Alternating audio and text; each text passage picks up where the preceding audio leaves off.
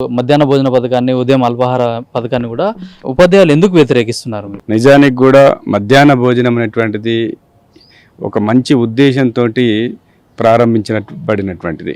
విద్యార్థులలో హాజరు శాతాన్ని పెంచడం కోసం పేద విద్యార్థులు స్కూల్ నుంచి మధ్యాహ్న భోజనం తినడానికి వెళ్ళి అక్కడ తినలేనటువంటి పరిస్థితిలో ఉన్నప్పుడు వాళ్ళు భోజనం చేసి మళ్ళీ తిరిగి పాఠశాలకు వచ్చేటువంటి అవకాశం లేనటువంటి పరిస్థితి ఉండకూడదు.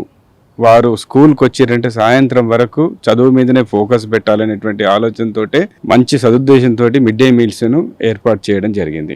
మరి ఉపాధ్యాయుల యొక్క హాజరు శాతాన్ని పెంచడానికి అయితే దాదాపు ఎఫ్ఆర్ఎస్ అనేటువంటిది పెట్టడం జరిగింది. ఉపాధ్యాయుల యొక్క ఆత్మసాక్షి అనేటువంటిది కూడా ఉంటుంది. దాని ఆధారంగా పర్యవేక్షణ అనేటువంటిది ఉంటుంది. మరి ఏ ఉద్దేశంతో ఈ అనవసరమైనటువంటి వృధా అయినటువంటి డబ్బులను ఈ ప్రోగ్రాము ఖర్చు చేయడం ద్వారా నాణ్యమైనటువంటి ఈ భోజనం అనేటువంటిది అందదనేటువంటిది ఉపాధ్యాయ సంఘంగా తపస్సంఘంగా మేము భావిస్తూ ఉన్నాం. ఎందుకోసం అంటే ఇప్పుడు ప్రభుత్వము పిఎం పోషణ్ కార్యక్రమం ద్వారా గ్రాంట్స్ ఇస్తూ ఉంది. దానికి మీరు ఇస్తున్నటువంటి గ్రాంట్స్ని అదనంగా కలపడం ద్వారా విద్యార్థులకు నాణ్యమైనటువంటి భోజనం అందాలంటే మీరు మార్కెట్ ధరలకు అనుగుణంగా, వస్తువుల యొక్క పెరుగుదలకు అనుగుణంగా మీరు వాటిని అందివ్వగలిగితే నాణ్యమైనటువంటి భోజనం వస్తుంది. ఇప్పుడు పిఎస్ స్కూళ్ళల్లో మనము దాదాపు 6 రూపాయల కొన్ని డబ్బులు మనం ఇస్తూ ఉన్నాము. అదే రకంగా యూపీఎస్ ఆపై స్థాయిలో 10 రూపాయలను ఇస్తూ ఉన్నాము. మిడ్ డే మీల్స్ ఉండేటువంటి వాళ్లకు మనము 3,000 రూపాయలు మన ప్రభుత్వము హానరోరియాన్ని ఇస్తుంది. మార్కెట్లో ఎగ్గు ధర 8 రూపాయలు ఉంటే రాష్ట్ర ప్రభుత్వము 6 రూపాయలు మాత్రమే చెల్లిస్తూ ఉంది. మీరు రేట్లు పెంచకుండా, ఇన్ టైంకు బిల్లులు చెల్లించకుండా భోజనం నాణ్యంగా ఉండాలని చెప్పేసి ఉపాధ్యాయులను ఇంక్లూడ్ చేయడం అనేటువంటిది సరైనటువంటి విధం కాదనేటువంటిది.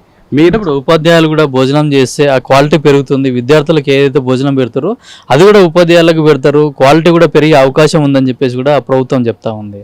అంటే కొన్ని సందర్భాలలో ఆ పురుగులన్నం పెడుతున్నారు, కొంచెం కల్తీ అవుతుంది, ఆ ఫుడ్ పాయిజన్ అవుతుంది. అదంతా ఉండకుండా ఉండడానికే ఈ పథకం ఉపాధ్యాయులకు పెడుతున్నామని కూడా ప్రభుత్వం చెప్తా ఉంది. మరి మీరెందుకు ఇట్లా వ్యతిరేకిస్తూ ఉన్నారు?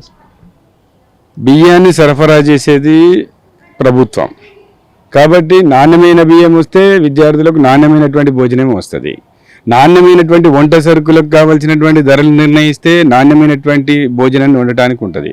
మనం భోజనం ఉపాధ్యాయులు ఇప్పుడు భోజనము అనేటువంటిది మిడ్ డే మీల్స్ను పర్యవేక్షణ చేసేది హెడ్ మాస్టర్ గారు. ప్రతిరోజు ఒక టీచరు టేస్ట్ చేసి ఆ భోజనం సరిగా ఉందా లేదనేటువంటిది ఉన్నటువంటి తక్కువ వాల్యూ ఉన్నటువంటి మిడ్ డే మీల్స్ రేట్ల ఆధారంగానే నాణ్యమైనటువంటి భోజనం వచ్చేటానికి ఉపాధ్యాయులు ప్రయత్నం చేస్తూ ఉంటారు. ఇంకా కొన్ని చోట్లయితే ఉపాధ్యాయులు దాతల యొక్క సహకారం చేసుకొని మిడ్ డే మీల్స్ సంబంధించినటువంటి వాళ్లకు విద్యార్థులకు ఇబ్బంది కలగకుండా చూసేటువంటి పనిని చేస్తూ ఉన్నారు.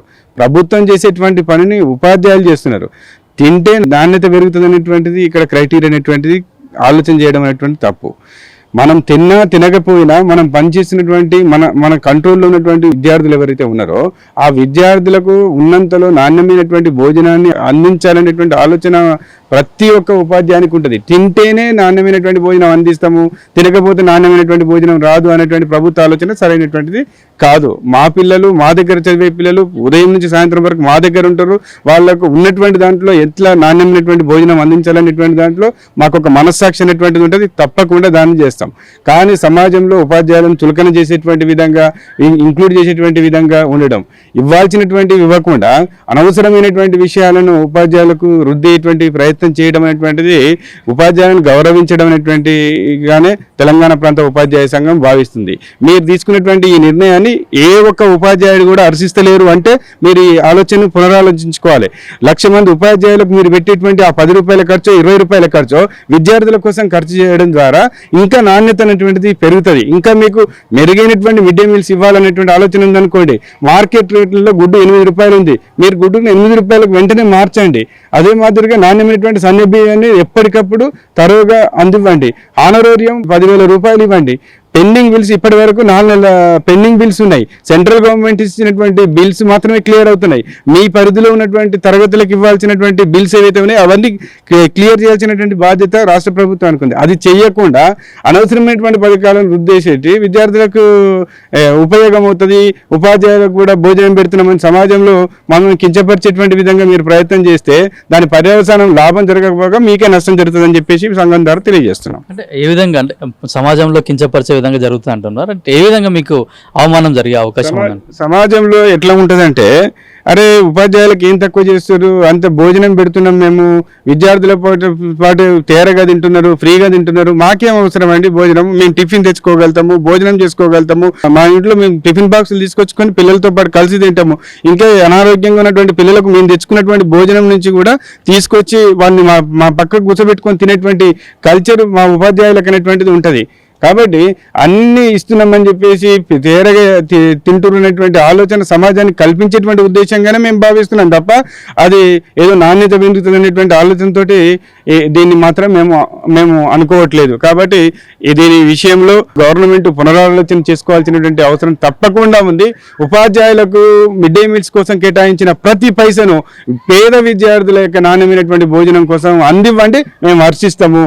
కూర్చొని ఏజెన్సీ వాళ్ళకు ఒక 10,000 రూపాయలు ఆనరోగ్యం చేయండి, వాళ్ళతో మంచి భోజనం వస్తుంది. నాణ్యమైనటువంటి సరుకులు పెరగాలంటే ఇప్పుడు 10 రూపాయలు 28 పైసలు ఉంది కదా రేటు, దాన్ని ఒక 15 రూపాయలు చేయండి. మంచి సరుకులు వస్తాయి, మంచి ఆయిల్ వస్తుంది, మంచి పప్పులు వస్తాయి, మంచి నిత్యావసరమైనటువంటి వస్తువులు వస్తాయి, పిల్లలకు మంచి విందు భోజనం పెట్టడానికి అనేటువంటి అవకాశం ఉంటుంది. ఆ పని చేయకుండా అందరిని ఇంక్లూడ్ చేయడం అనేటువంటిది ఇది సరైనటువంటిది కాదు, ఇది దుర్వినియోగం అవడానికి అవకాశం ఉంటుంది.